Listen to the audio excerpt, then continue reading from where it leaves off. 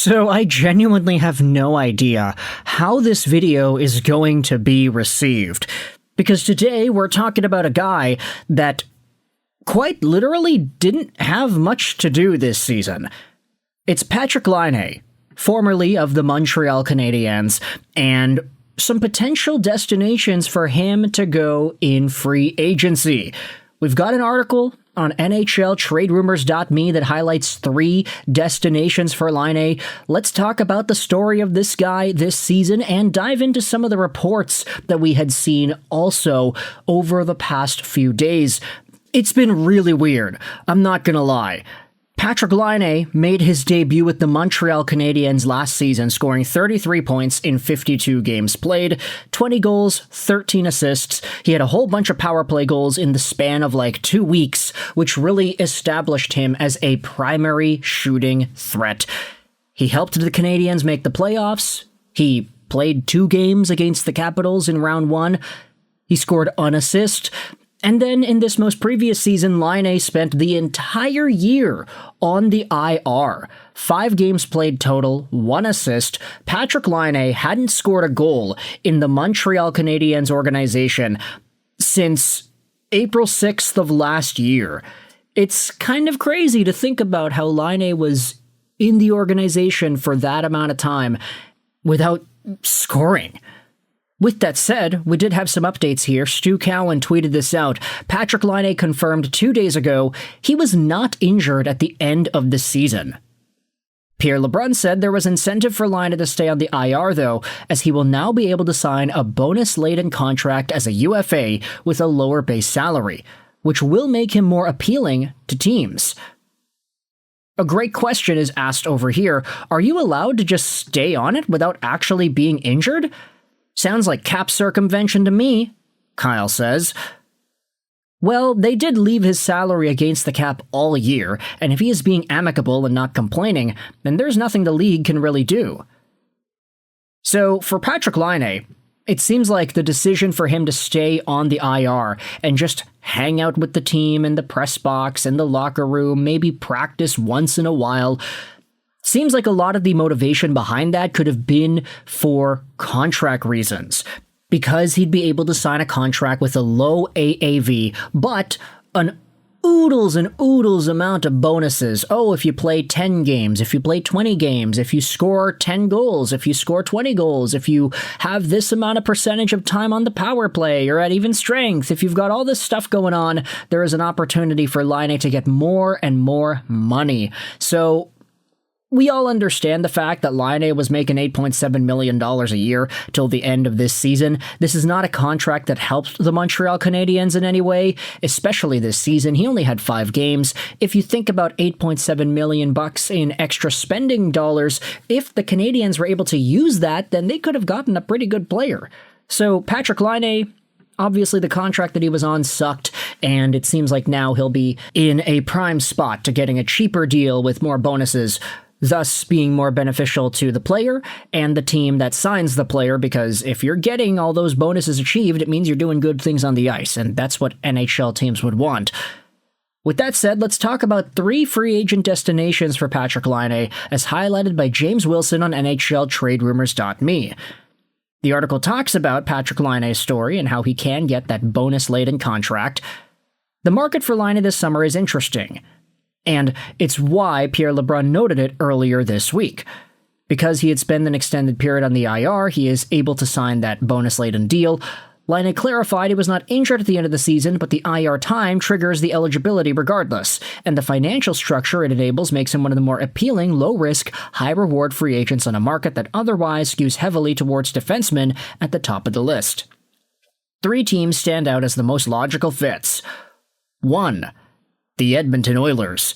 The Oilers need a goal scorer on the left wing with a shot that changes penalty kill structures, and Laine is one of 4 players in the last decade who have scored 40-plus goals in a single season. Really? Is that it? There have only been 4 guys who have scored 40 goals plus in a year? The past 10 years? That does not sound right to me at all. Only 4 guys, eh? That just doesn't really check out. Bro, This is the 17-18 season. Look at how many guys scored 40 goals in just this season alone. Ovechkin, Laine, Carlson, Malkin, Stahl, McDavid, Sagan, Lee, Kucherov. Okay, no, Kucherov had 39. Are they talking about wingers? No, they're just saying players. That's ridiculous, dude. That is absolutely ridiculous, man. I can't believe this article goes out there and says that. Laine is not one of only 4 players in the last decade who have scored 40-plus goals in a year. There are so many. Ay, ay, ay. Anyways, the article talks about cap as well, and that's not going to be an issue because Laine is not going to be making $8.7 million a year. The bonus-laden structure that LeBron described is the mechanism that makes this work. If Laine accepts a lower base salary with upside through performance bonuses, Edmonton becomes the perfect landing spot for a player who could provide exactly the kind of power play ammunition the Oilers have searched for on the wing. Now, just thinking about Patrik Laine, if he's on that power play unit with Evan Bouchard and Connor McDavid, I'd say that's actually a pretty good fit. I like the big boom and slap shot from Bouchard. You can have another big boom and slap shot option from Laine, have McDavid down the middle as the puck facilitator, have Draisaitl on the right wing, have Hyman in the middle. I mean, no disrespect to the Nuge, but Patrik Laine provides a shooting element that I think nobody else on the Oilers has other than Draisaitl and Bouchard. The article then talks about the LA Kings as a potential option. The Kings lost Anze Kopitar to retirement this past season, and they're searching for every offensive upgrade available as they attempt to rebuild their identity around Byfield and Clark. Laine's one-timer from the left circle is the single most unreplicatable skill available on the market, and the Kings' power play has been inconsistent enough that adding the best shooting mechanism in the world at reduced financial risk management makes sense. LA has been consistently searching for more of a scoring punch on the wing, and the bonus-laden contract structure makes Laine attainable for a team otherwise cautious about committing to a player with his injury history. The Kings are also one of the teams linked to Bruce Cassidy as a coaching hire, and Cassidy's track record of coaxing production from underperforming players is exactly the kind of environment Laine could thrive in. Now, I don't necessarily know if Cassidy is going to LA per se, but seeing what he has done with some other guys over the years, I do question whether or not Laine would get sick of a guy like Bruce Cassidy as his head coach after an extended amount of time.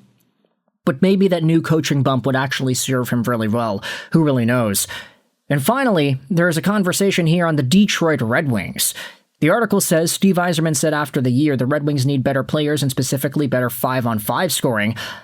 Spoiler alert, Laine doesn't do much of that nowadays, unfortunately.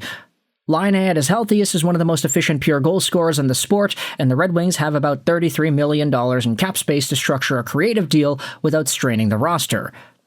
The risk is the same one every team faces, though. Laine has played more than 56 games in a season just once since 2019-20, and the 4-month injury absence this past season added another chapter to a health history that has prevented him from ever fully delivering on the promise of being a generational shooter. But Detroit is a team willing to bet on upside given their current competitive situation, and a bonus-laden deal at a manageable base salary is exactly the kind of swing Yzerman described wanting to make. Now, you can ask, do the Red Wings need a guy like Laine? You already have DeBrincat. Is a Laine-like asset that valuable on this team? You could honestly say the same thing about LA. Have Fiala on one wing, Laine on the other. That's actually pretty alright. Maybe Laine's a good Kuzmenko replacement in the LA Kings organization. Do you say the same thing about Detroit and, I don't know, a David Perron, for example? Could Laine be a top-line guy? Could he play with Larkin and Raymond? I would probably say, right off the hop, not, but is there actually an option for that to work? I don't know. You can let me know your thoughts in the comment section below. How do you feel about Patrik Laine, the idea of a bonus-laden contract, and whether or not he could end up on any one of these 3 teams? If you're a Red Wings fan, a Kings fan, or an Oilers fan, how do you feel about Laine and his potential as a free agent target, as well as his cheap contract that he will probably be signing in the offseason? Let me know your thoughts in the comment section below. I hope you enjoyed this video. Sign on, and bye.